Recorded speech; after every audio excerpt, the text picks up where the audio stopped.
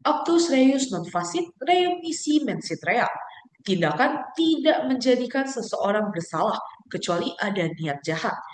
Adagium ini merupakan kunci dalam hukum pidana yang selaras dengan aliran klasik.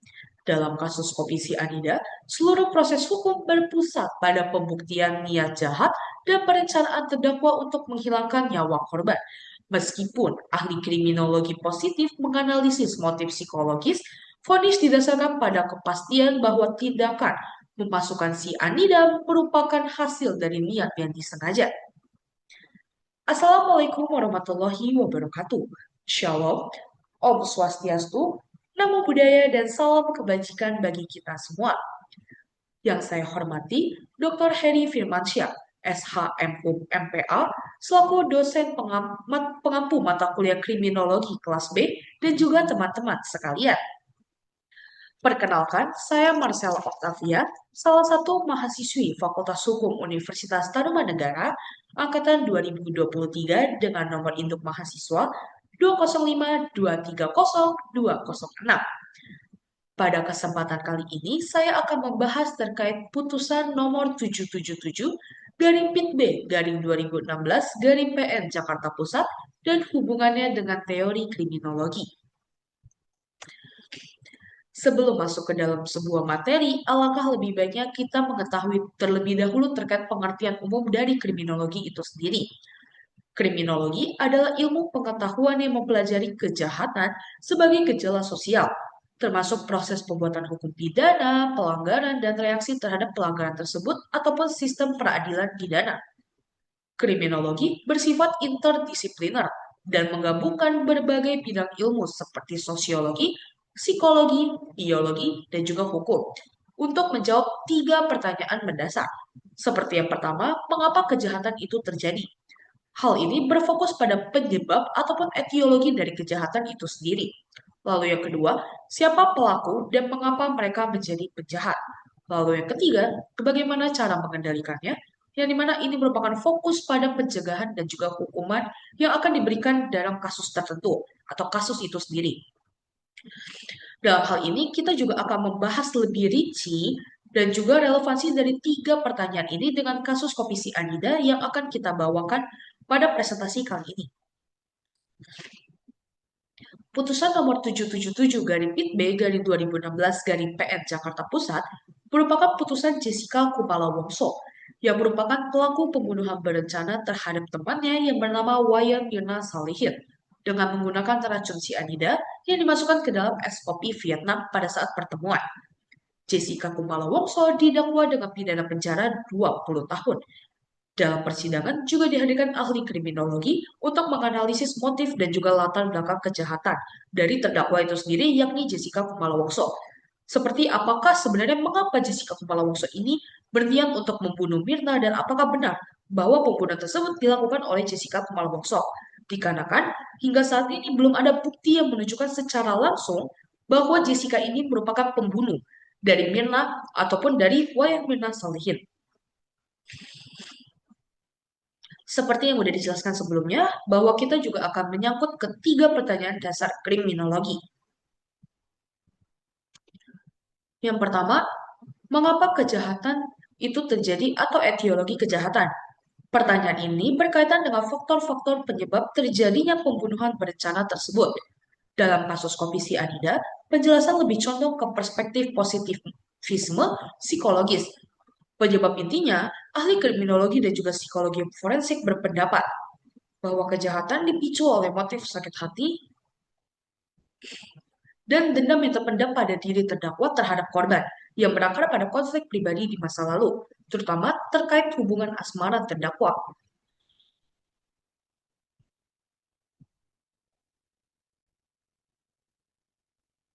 Dan sebenarnya apa sih kaitannya dengan kriminologi?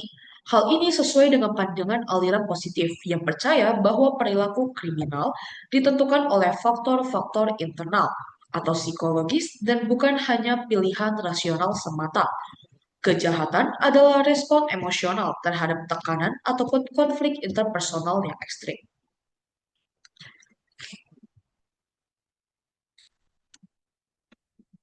Lalu, pertanyaan kedua, siapa pelakunya dan mengapa mereka menjadi penjahat? Fokus ini mengarahkan analisis pada karakteristik terdakwa ataupun Jessica Kumala Wongso dan proses yang membawanya menjadi seorang pembunuh. Pada analisis pelaku, fokus utamanya adalah pada profil psikologis terdakwa. Ahli kriminologi menganalisis pola perilaku terdakwa, riwayat interaksi sosialnya, dan respon emosionalnya, yang kemudian digunakan untuk menguatkan dugaan adanya niat yang disengaja dan juga terencana atau prasyarat pembunuhan berencana. Lalu yang kalau selanjutnya ada peran bukti, yang dimana dalam persidangan analisis perilaku terdakwa, seperti bagaimana ia memesan, menunggu, menutup kopi, dan bereaksi setelah korban kolaps, digunakan sebagai bukti tidak langsung atau circumstantial evidence untuk menunjukkan bahwa ia bukan hanya kebetulan hadir, melainkan pelaku yang bertindak di bawah kendali kehendak bebas dan juga niat jahat. Hal ini dilihat dari sudut pandangan aliran klasik. Lalu yang terakhir, bagaimana sih sebenarnya cara mengendalikannya atau pencegahan serta hukuman yang diberikan? Pertanyaan ini merujuk pada respons sistem peradilan pidana terhadap kejahatan yang mencerminkan prinsip-prinsip aliran klasik.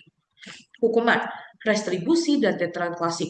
Pengadilan Negeri Jakarta Pusat telah memvonis Jessica Kumala Wongso dengan hukuman 20 tahun penjara. Menurut aliran klasik, hukuman ini bertujuan untuk pencegahan, baik pencegahan umum dengan memberi pelajaran kepada masyarakat agar masyarakat merasa takut untuk melakukan perbuatan yang sama dengan yang dilakukan oleh Jessica Kumala Wongso, maupun pencegahan khusus yang mencegah pelaku mengulangi perbuatannya atau mencegah Jessica Kumala Wongso sendiri melakukan pembunuhan berencana secara berulang-ulang dan harus sepadan dengan kejahatan yang sangat serius atau pembunuhan berencana itu sendiri. Selanjutnya, ada pengendalian non-penal atau rehabilitasi positif. Meskipun putusan berfokus pada hukuman berat, sistem permasyarakatan yang dijalani oleh terdakwa nantinya harus menerapkan prinsip rehabilitasi, sejalan dengan aliran positif itu sendiri, dengan tujuan untuk mengoreksi faktor-faktor psikologis yang mungkin menjadi akar kejahatan, sehingga terdakwa dapat kembali menjadi anggota masyarakat yang produktif setelah menjalani masa pidana. Oke, kita masuk kepada materi intinya, yaitu teori kriminologi dan juga hubungan dengan kasus kopi sianida itu sendiri. Yang pertama, kita akan membawa terkait teori kriminologi klasik, yang dimana kasus ini dapat dilihat sebagai manifestasi dari kehendak bebas dan pilihan rasional, walaupun irasional secara moral. Pelaku, Jessica Kumala Wongso, diduga secara sadar memilih untuk melakukan kejahatan setelah menimbang manfaat, yaitu membalas dendam, menghilangkan rasa sakit emosional, dan resikonya yaitu hukuman ataupun tertangkap. Hukuman 20 tahun penjara yang dijatuhkan sesuai dengan prinsip aliran klasik, yang menekankan pada hukuman yang tegas dan proporsional untuk mencegah pelaku dan orang lain melakukan kejahatan yang serupa.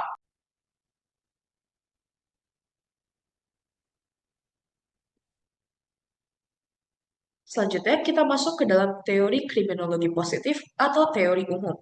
Hubungannya, meskipun tidak dapat dijelaskan hanya dengan satu faktor, kasus ini banyak sekali disorot dari perspektif determinisme psikologis yang merupakan bagian dari aliran positif itu sendiri.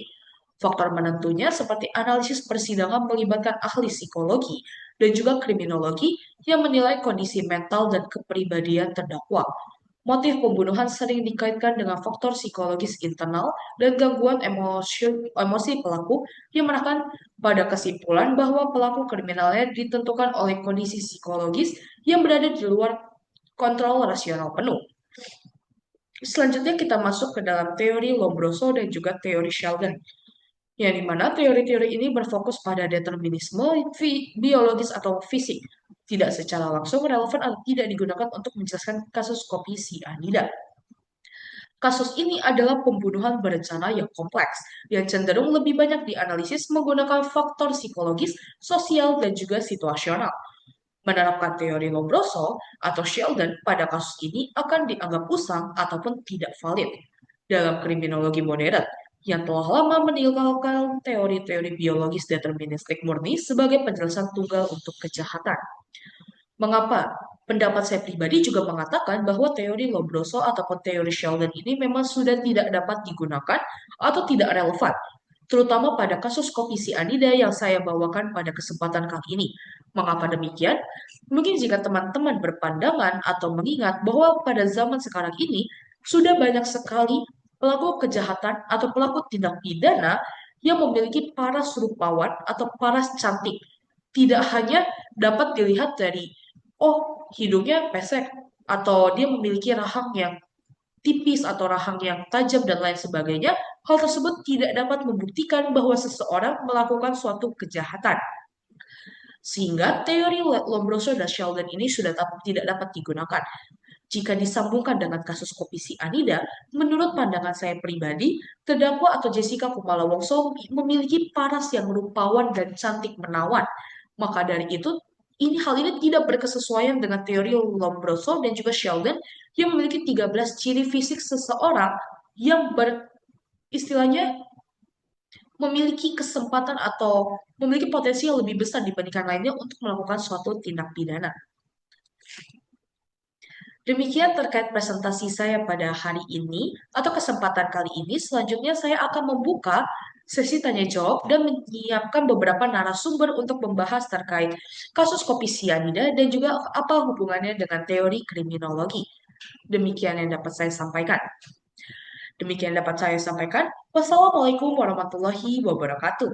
Shalom, Om Santi Santi Santi Om. Namo Buddhaya dan salam sejahtera bagi kita semua.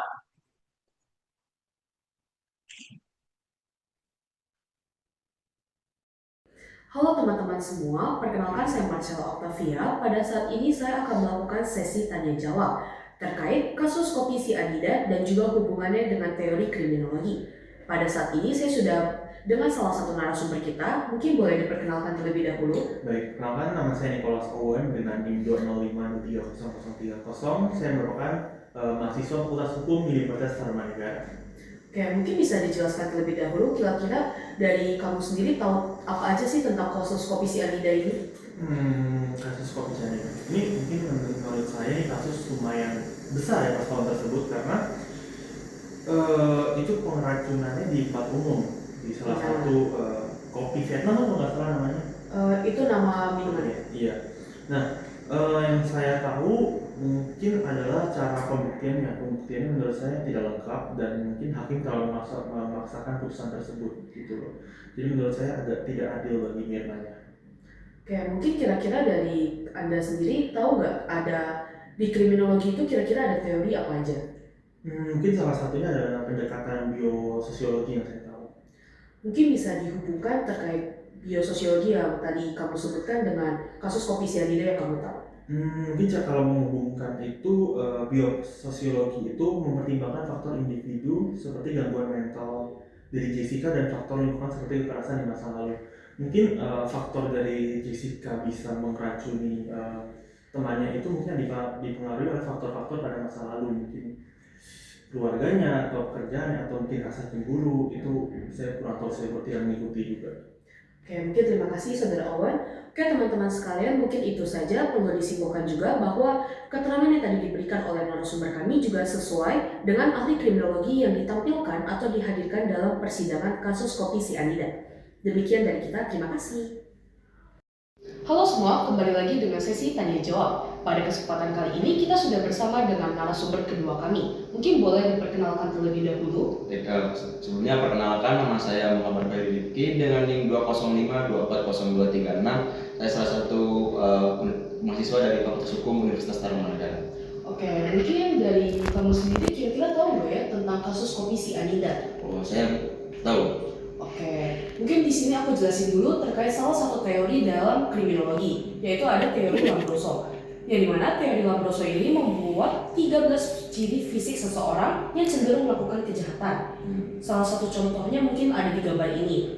Kira-kira dari pandangan Anda sendiri, apakah hal ini, teori ini masih ada relevansi dengan kasus kopi sianida atau kasus-kasus pada zaman sekarang? Baik, menurut saya sendiri teori ini sudah tidak relevan ya, karena Saya rasa apabila menentukan dari wajah seseorang bahwa orang itu melakukan tindakan kejahatan atau tidak, itu sendiri sudah tidak masuk akal. Karena pada zaman sekarang sudah banyak pelaku tindak pidana yang memiliki peran paras yang rupawan dan juga tampan.